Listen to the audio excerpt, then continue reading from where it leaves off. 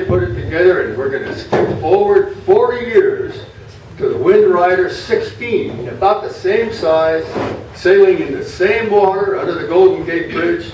And it was Andy Zimmerman, the guy that built 1,000,000 boats, who built these Wind Riders 16s and 17s, which is the balance of my program. I must insist that this is not a promotion for Wind Rider. I have no connection with the company.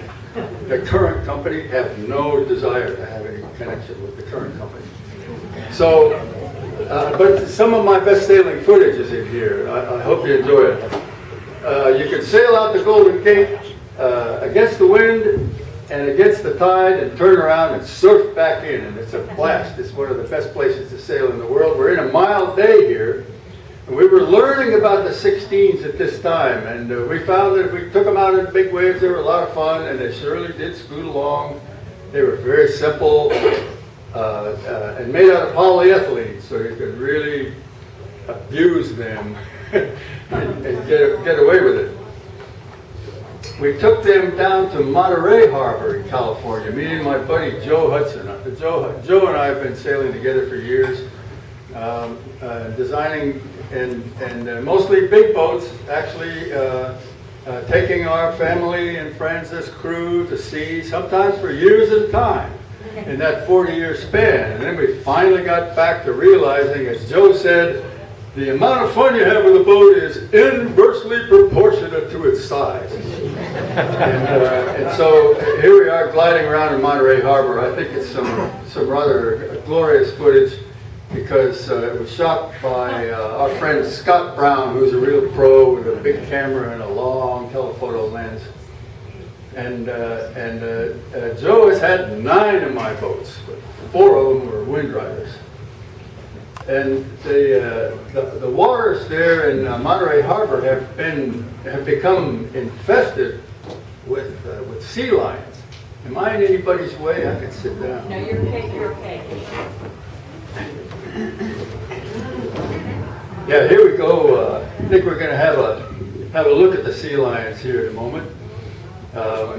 If you anchor your boat in the harbor at Monterey, you've got a good chance of a sea lion jumping up onto the deck. They don't like to sleep in the water because they're afraid of sharks, but there's no room for them to haul out onto the rocks of the breakwater. There are so many of them. And they've become a real nuisance, and they're protected, and the fishermen hate them, of course, because they eat more salmon than the fishermen collect. But in all of this sailing, we decided that, these boats were really fun, and they gave us big ideas.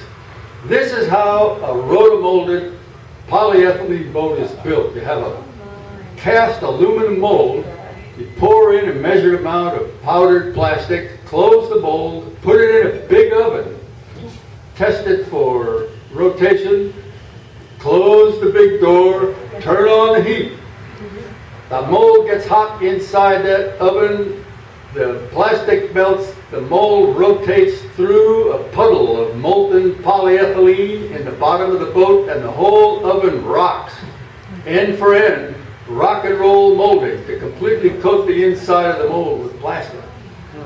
Then you haul the thing out of the oven, put it over a bank of cooling fans to cool it off, open the clamshell mold, and here we have, coming out plunk after 47 minutes, the first main hull of the Wind Rider 17. Now we had a boat under us. This thing was big enough to take to sea. It gave us big ideas. But before we went to sea, we had to haul them down to the Outer Banks of North Carolina and play around with a regatta. It reminded me of the early days of Hobie Cat. And please believe me, I'm not promoting Wind Riders. I just want to show you